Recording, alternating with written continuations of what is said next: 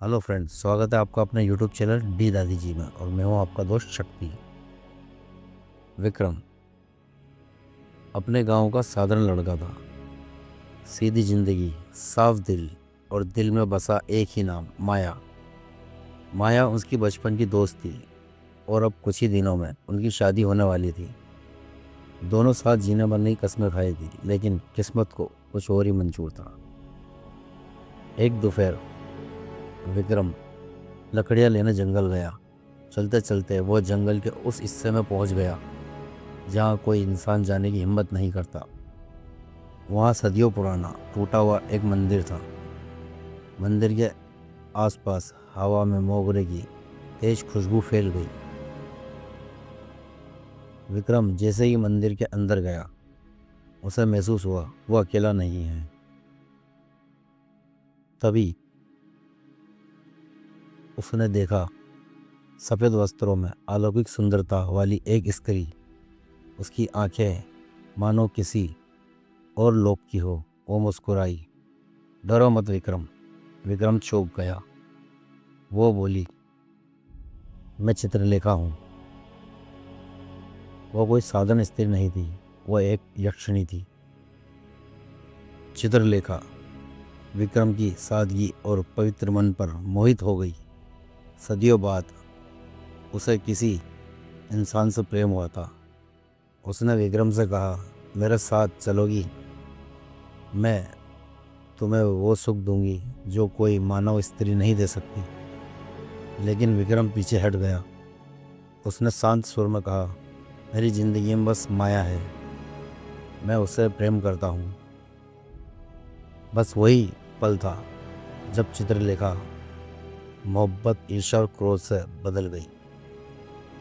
उसी दिन के बाद विक्रम की ज़िंदगी बदल गई।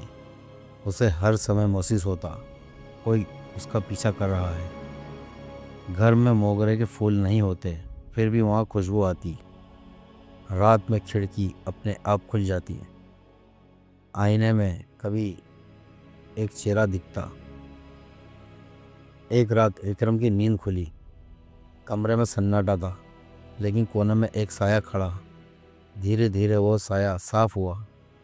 वो चित्रलेखा थी, पर अब उसका चेहरा सुंदर नहीं था।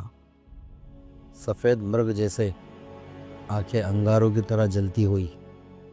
वो फुसफुसा कर, विक्रम, जो मेरा नहीं वो किसी का नहीं। अगले दिन माया अचानक बीमार पड़ गई। उसकी हालत बिगड़ गई, जैसे कोई उसकी आत्मा खींच रहा हो। डॉक्टर हार गए, झाड़ फूक सब बेकार।